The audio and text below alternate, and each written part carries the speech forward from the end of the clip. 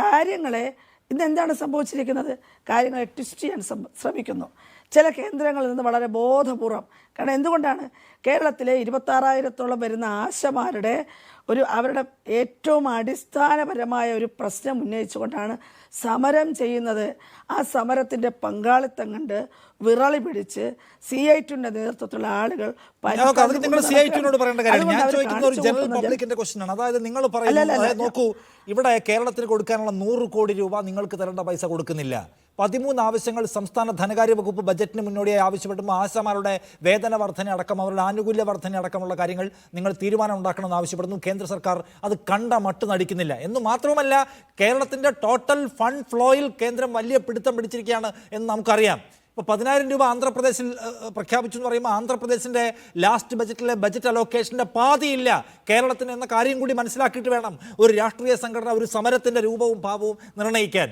ഞാൻ ചോദിക്കുന്നത് ശ്രീമതി മിനി, നിങ്ങൾ നടത്തുന്ന ഈ സമരത്തിൽ BJPയുടെ പ്രധാനപ്പെട്ട നേതാക്കൾക്ക് അവരുടെ ഉത്തരവാദിത്വം മറച്ചുവെച്ച് വന്ന് കയറി നിന്ന് ഈ സംസ്ഥാനത്തെ സർക്കാരിനെ കുറ്റം പറയാനും ഞങ്ങൾ സമ്പൂർണ്ണർ, ഞങ്ങളുടെ ഉത്തരവാദിത്വം നിറവേറ്റിയെന്ന മട്ടിൽ പ്രസംഗിച്ച് കയ്യടി നേടാൻ കഴിയുന്നത് നിങ്ങളുടെ രാഷ്ട്രീയ ഉത്തരവാദിത്വ ഇല്ലായ്മയുടെ ഒരു പ്രശ്നമായിട്ട് നിങ്ങൾ കാണുന്നുണ്ടോ?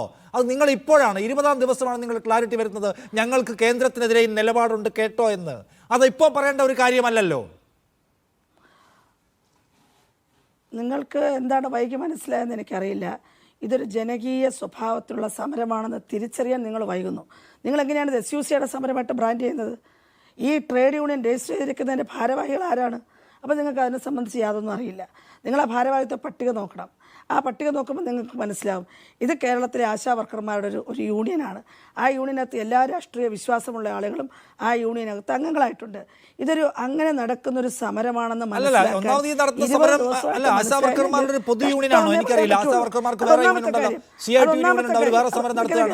നിൽക്കുള്ളൂ. അല്ലല്ല, ആശാ വർക്കർമാരുടെ പൊതു യൂണിയനാണോ ഇതല്ല?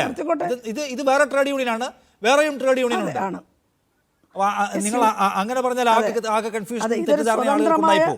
ഇതൊരു സ്വതന്ത്രമായ ട്രേഡ് അല്ല, ശ്രദ്ധിക്കൂ, ഇതൊരു സ്വതന്ത്രമായ ട്രേഡ് യൂണിയനാണ്. ഇതിനകത്ത് എല്ലാ വിഭാഗം ആളുകളും ഉൾച്ചേർന്നിട്ടുള്ളൊരു യൂണിയനാണ്.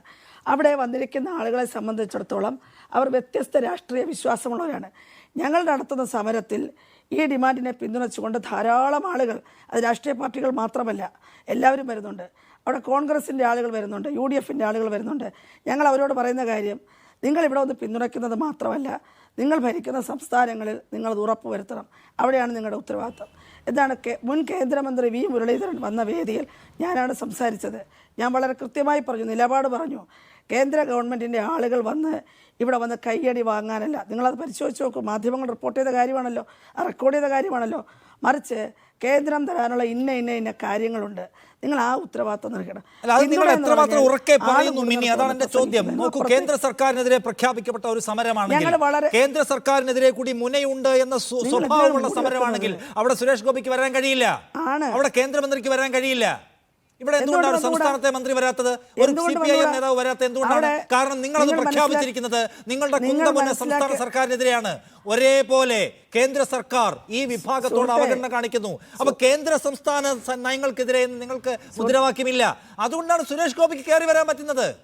ഇത് സംസ്ഥാന സർക്കാരിനെതിരെ തിരിക്കാൻ കഴിയുന്ന ഒരു സംഗതിയാണെന്ന് സുരേഷ് ഗോപിക്കും മുരളീധരനും ഒക്കെ തോന്നുകയാണ്. അതുകൊണ്ടാണ്. അപ്പൊ നിങ്ങളുടെ സമരത്തിന് വ്യക്തത കുറവുണ്ട്. കേന്ദ്ര സർക്കാരിനെതിരെ നിങ്ങൾക്ക് കണിശമായ ശബ്ദമില്ല. അങ്ങനെ കണിശമായ ശബ്ദം ഞങ്ങൾക്കെതിരെ ഇല്ല എന്ന് അവർക്ക് തോന്നുന്നത് കൊണ്ടാണ് അവർ കയറി വരുന്നത്. ഇല്ലെങ്കിൽ സുരേഷ് ഗോപിക്ക് വരാൻ പറ്റുമോ? കണിശനമായ നിലപാട്. എവിടെ 100 കോടി രൂപ നിങ്ങൾ ഉറക്കെ ചോദിക്കുന്നുണ്ടെങ്കിൽ സുരേഷ് ഗോപിക്ക് അതിനെ പടിചവിട്ടാൻ കഴിയില്ല. ഇന്ന് അയാൾ ആത്മവിശ്വാസത്തോടെ വന്ന് കയറി നിൽക്കുന്നു നിങ്ങളുടെ കൂട്ടത്തിൽ, നിങ്ങളുടെ സമരത്തിന്റെ ആളാണ് എന്ന മട്ടിൽ. ആ ധൈര്യം നിങ്ങൾ എടുക്കുന്ന ലൂസായ സമീപനത്തിന്റെ ഭാഗമാണ്. എന്തുകൊണ്ട് മനസ്സിലാവാത്തതുകൊണ്ടാണ്. അത് നിങ്ങൾ ഈ മാധ്യമങ്ങളിൽ ചർച്ച ചെയ്യുന്നത്, നിങ്ങൾ നാട്ടിലേക്ക് ഇറങ്ങുന്ന ജനകീയ സമരങ്ങളുടെ പൾസ് എന്താണെന്ന് മനസ്സിലാക്കും. 35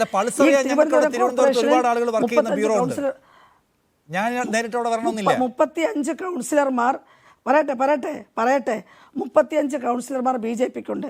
അവരുടെ കീഴിൽ പണിയെടുക്കുന്ന 100 കണക്കിന് ആശാ വർക്കർമാരുണ്ട്. അവരാഗ്രഹിക്കുകയാണ് അവരുടെ നേതാവിനെ കൊണ്ടുവരണം. എന്താ കുഴപ്പമുണ്ടോ?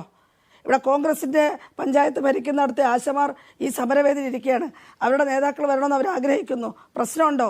ഇവിടെ വിഴിഞ്ഞം പദ്ധതിക്കെതിരെ അവിടെ ഭൂമി നഷ്ടപ്പെടുന്നതിനെതിരെ മത്സ്യത്തൊഴിലാളികൾ നടത്തിയ സമരത്തിൽ, ഈ കേരളം നടത്തിയ സമരത്തിൽ തൊട്ട് മുന്നിൽ അവരെല്ലാം അവരുടെ നേതാക്കളെ കൊണ്ടുവന്ന് ചെയ്യുന്നത് എന്താണ് മിനി? അവരെല്ലാം അവരുടെ നേതാക്കളെ കൊണ്ടുവന്ന് പിണറായി വിജയൻ കണ്ടിട്ട് എന്ന മട്ടുണ്ടാക്കുകയല്ലേ നിങ്ങൾ ചെയ്യുന്നത്? അല്ലാതെ അവിടെ വി മുരളീധരൻ വന്നിട്ട് 3-ാം ദിവസം ഈ സമരത്തിന് ഞാനുണ്ടാക്കാൻ പരിഹാരം, ഈ സമരത്തിൽ നിങ്ങളുടെ ഇൻസെന്റീവ് വർദ്ധിപ്പിക്കാം, നിങ്ങളുടെ ഈ NHM-ന്റെ പദ്ധതിക്കകത്ത് സവിശേഷമായ മാറ്റം കൊണ്ടുവരാം എന്ന് പ്രഖ്യാപിക്കുന്നുണ്ടോ? ഇല്ല. പിണറായി വിജയനെ ചീത്ത വിളിക്കാൻ ബി.ജെ.പിക്കാർക്ക് അവസരം ഉണ്ടാക്കുന്ന സമരം ബി.ജെ.പിക്കാർ കൂടി ഉത്തരം പറയേണ്ട ജനകീയ സമരത്തെ കുറിച്ച് എന്തറിയാം? ജനകീയ സമരം എന്ന് വെച്ചാൽ നിങ്ങൾക്ക് ജനകീയ സമരത്തെ കുറിച്ച് എന്തറിയാം? ജനകീയ സമരം എന്ന് വെച്ചാൽ അവിടെ CPM-കാർ എന്തുകൊണ്ട് വരുന്നില്ല? മൈ ക്വസ്റ്റ്യൻ ഈസ് എന്തുകൊണ്ട് അവിടെ CPM-കാർക്ക് വരാൻ പറ്റുന്നില്ല? നിങ്ങളത് പ്രഖ്യാപിച്ചിരിക്കുന്നത് CPM-നെതിരെയാണ്. നിങ്ങളത് പ്രഖ്യാപിച്ചിരിക്കുന്നത് ഇവിടുത്തെ റൂളിംഗ് പാർട്ടിക്കും അവരുടെ സർക്കാരിനുമെതിരെയാണ്.